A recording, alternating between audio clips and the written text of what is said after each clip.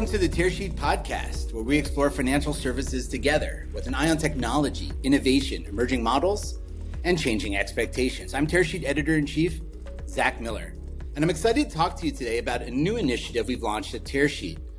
Throughout the dozen plus years I've been at this, I've had the opportunity to meet with some of the best and brightest fintechs quite early on in their growth cycles. Think about some of the interviews we've done with Plaid, Ramp, Chime, Klarna, many others.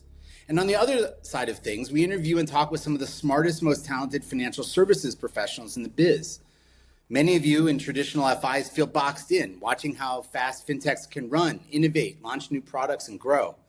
So Fortify, that's the number 4 DFI, Capital Partners, is part investment syndicate, part community, part networking, and part educational, bringing together financial industry experts with fintechs with big ideas and big goals. We're going to invest together, adding our years of experience, our networks, and learning all the way. Sure, there's no lack of investment opportunities out there, but we're finding an interesting focus, fintechs in emerging markets like Latin America, Asia, and Africa.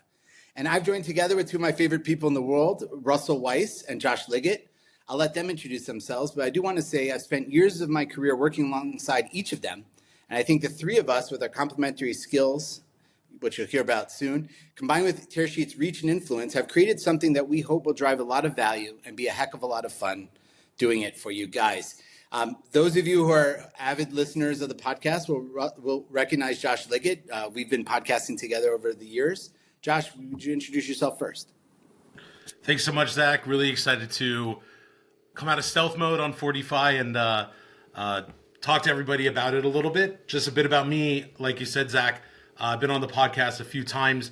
You and I had an opportunity of working together back when we were covering challenger banks back in 2016. But aside from that, I've been startup investing for about 15 years.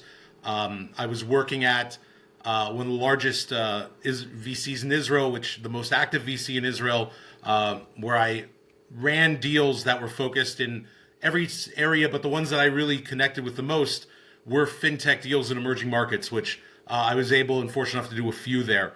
So really excited to be working on this to bring a bit of VC deal making, so to speak, and out of the box thinking to the network to complement the amazing expertise that Zach, you have, and Russell has as well. So really excited to be here. Thanks, Josh. How about you, Russell? Great. So Zach, you know me for a while, but I think the world should know that I am a data nerd. I haven't dropped that title, even though most of the world has moved to the title data scientist. I'm from the US, and I worked in banks in the US, including American Express. Then I moved to Israel, and I got involved in fintech. I loved it enough, and kind of the transition from banks into fintech. I loved it enough that I wanted to start my own fintech, and I started a company called Wheel in 2016 that built technology in Israel and was focused on the Brazil market. And it was my first exposure outside the US in terms of financial services. I was blown away. I fell in love with Brazil. I learned Portuguese, and we scaled up the company. In 2021, we were acquired by a bank called Banco BS2. And then I transitioned in as an executive in the bank, and we transitioned in all of our technology. So I've kind of seen it all. I've seen fintechs, I've seen banks, and one of the things that I've learned over the years is that there's some incredible innovations happening in emerging markets, and oftentimes investors and executives in the US and Europe are sort of missing it. They're not hearing those stories. They're not getting access to that technology. And that was sort of the thesis. So I was fortunate that we're friends, and we were able to form this again. We obviously worked together in the past, and I thought that you were the right partner. And then I'm happy that Josh is here. So that I think as a threesome, we can really produce something that's unique and there's a big need. And Russell, it was really you who I think kind of sparked this idea of this opportunity for Fortify. Given your exposure to banking executives in the U.S., maybe in the middle of their careers, who are thinking about how to apply their skills and their networks and their talents effectively, maybe you can take us through sort of what we see as as the marketplace? Like, where's the opportunity here? Sure. I think in terms of the type of opportunities that we're focused on, it's emerging markets, maybe a little leaning towards LATAM because we have a lot of connections there, but also in Asia, where we're seeing new types of technologies being used that are maybe on the cutting edge. Just as an example, what's becoming very popular in Latin America is banking on WhatsApp, and that's something that I think a lot of U.S. executives haven't seen, and they haven't seen that as a transformation in their industries. So partially just to learn, I think it's interesting for executives to be able to get exposure to those companies. But then, hey, while you're learning, why not get some upside and investing early in companies that look like they have a bright future? Yeah, thank you for that. And I think one of the things we're also seeing on the investor side is that there are a lot of banking executives, not just banking executives, but fintech executives, professional services consultants as well, who are interested in aligning themselves with Tearsheet, with the three partners here, with their peers in the industry, looking for like what's coming around the corner. How can they get involved in the next level of things? And one of the reasons we did this outside of the U.S. With our focus on investment destination is that there's less overlap with banking activities in the U.S.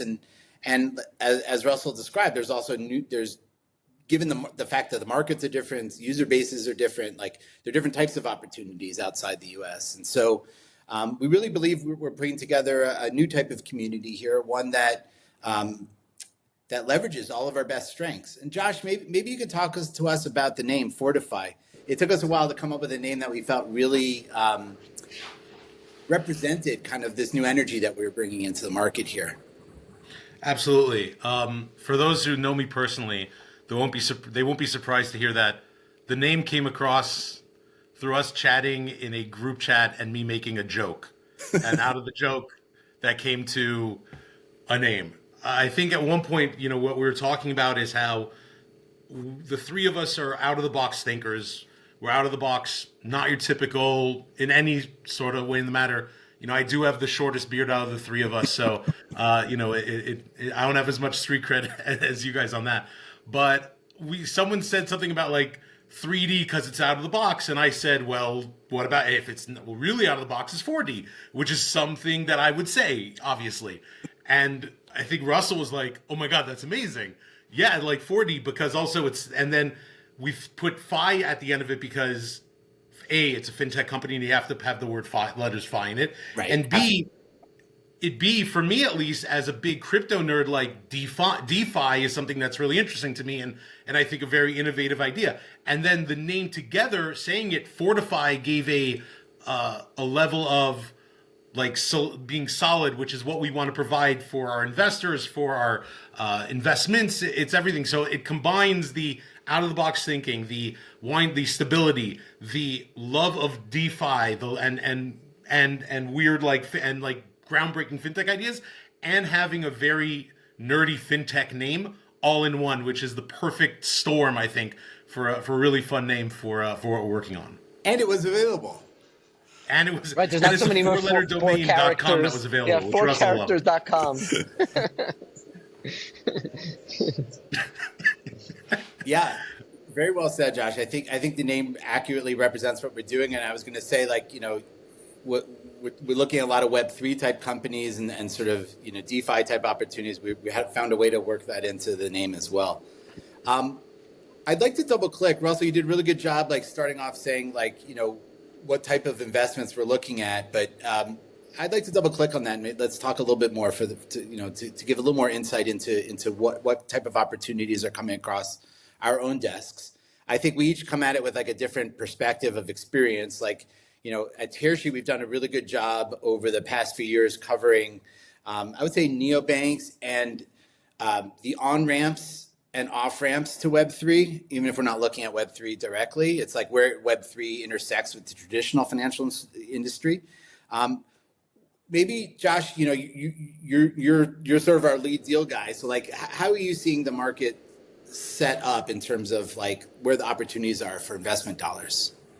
Absolutely. So I think the first thing that's really interesting, and to double click sort of on what Russell was saying about, and Zach, you were saying about executives seeing, deal what's going on in the U.S. I think something that we sort of take for granted is a lot of the fintechs that come out in the U.S. market or in the European market are amazing, right? They're unbelievable. But if they were in emerging markets, they would be incredible. Like Right. that's where you get to the point where a fintech turns from a fintech company to also an impact investment. I think one area to specifically note is consumer credit, and specifically talking about earned wage access (EWA). I think EWA in the U.S. has been very successful. It's been successful in Europe as well. It's an area that's interesting because of the lack of risk, because of it's already an account payable, so it's not really, the default risk isn't as high necessarily as other type of lending ideas. So it's something that is taken on rather quickly. Seen a lot of success in the U.S., but how much is it needed in the U.S. where you have credit cards, where you do have other options out there? Now, for people who are unbanked, a problem, and EWA is great. But in terms of percentage of people that need it, it's good, but not unbelievable. In terms of emerging markets where there's no credit, where people don't even know how to start credit, where hopefully we'll be investing in the next generation of developing consumer credit, where coming at it from an AI perspective, coming at it from a out of the box perspective, that's so much more important. That's so much more needed in terms of changing daily lives and also allowing for quick success.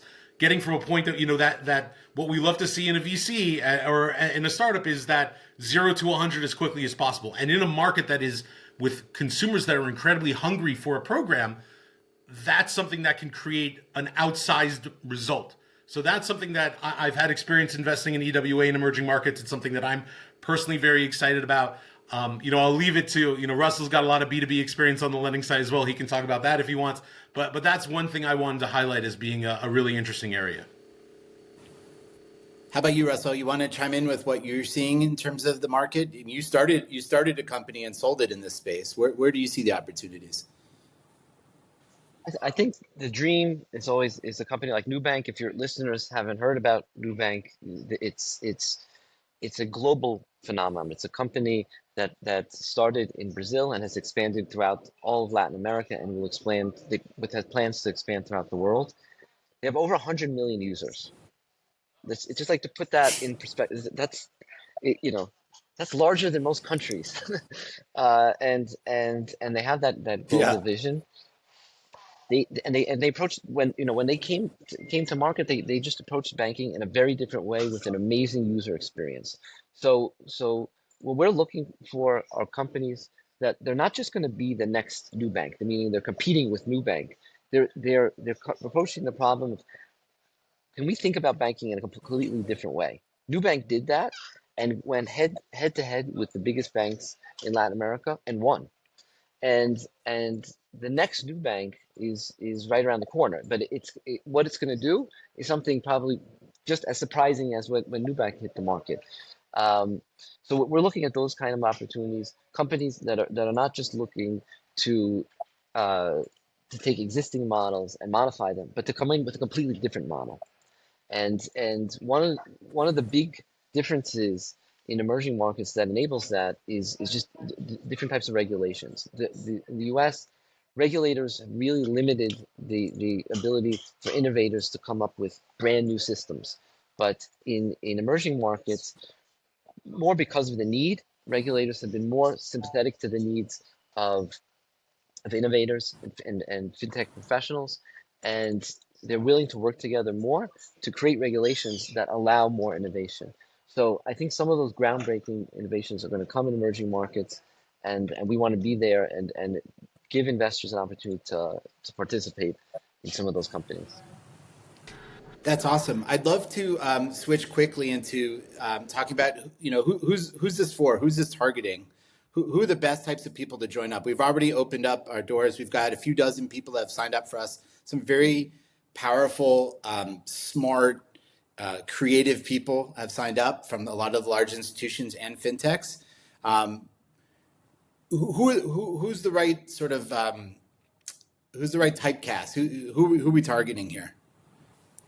You should start with this, Zach. Well, I mean, I think I'm going to throw the question back at you. You're not just usually you're the host. You get to you're in it now. I want to hear what you think. Fall into moderation mode. So I think there's this really is for anybody who is interested in. Again, it's not that opportunities don't exist. There's obviously always opportunities to invest. There's no lack of opportunities in the U.S. But I think one of the things that we want to really hone in on is the investment experience as well. It's looking at companies together. It's finding these companies that both Russell and Josh described that are, yes, they're the next Nubank, but they're also getting there by doing something different in a way that you wouldn't even see in the U.S. So there's some learning and interactions and networking, I think, that are really important here. It's also like if you're a senior executive or a mid-level executive or a fintech, entrepreneur, you have a lot to offer these companies, whether it's advice or connections and partnerships. I think there's a lot to be had there. And, our model is like, wow, what a powerful investment vehicle this would be, not just from an investment return point of view, but also from like an interactivity point of view, where you're getting like very smart people with a lot of hardcore experience on Wall Street, some of the biggest banks, some of the biggest fintechs in the US, being able to work with some of these fintechs outside of the US. To me, it's really exciting. It's one of the most exciting things I've worked on over the past few years. So to answer your question initially, the where I see the market in terms of VC in general is that now more than ever, the value that you bring to a startup is more important. It's many more people have gotten involved with, the VC market or startup investing versus like 10, 15, 20 years ago. It's night and day in terms of the it's more accessible. The light that's been shown on this sector and this area by seeing big IPOs, by seeing success, whatever it may be. And so now, like I said before, now more than ever, value add is important. And so what I want to build with you guys and what we're working on together is building a network of people, that can provide a lot of value to startups, that's outsized, that advice, that experience, that point of view, for startups from the fintech space, for fintechs to be able to, also which will help our investments and which will help each other. So sort of like a triangle network effect of being able to help each other, help startups, and help themselves. And I think people who are interested in that is who we're looking for. I think it's, I think Tearsheet the beauty and what I love about Tearsheet is that Tearsheet knows what it is.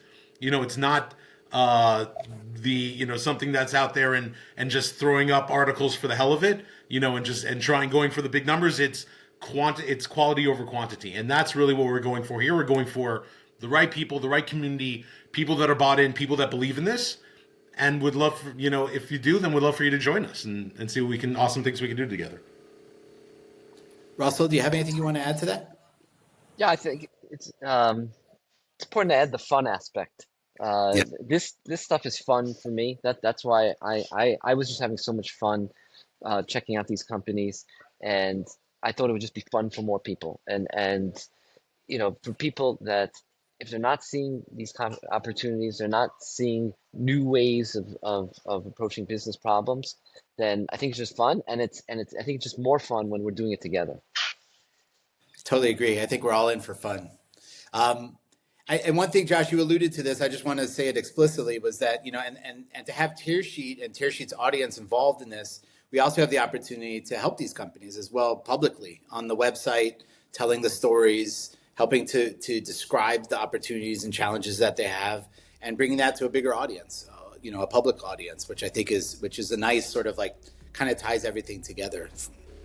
And with that, I guess we'll call it a wrap. Thanks, guys, for joining us on the first Fortify podcast. Keep looking at this, because we're going to be rolling out more podcasts in this series. We're going to be interviewing some of the entrepreneurs in the arena. We're going to interview executives who work for U.S. fintechs and financial services companies that are active in emerging markets. We're going to talk about some like market sizing, and so get a view for like where the opportunities are. So we're really going to do a nice exploration here. So keep your eyes out for that. See you guys. See you, everybody. Thank you.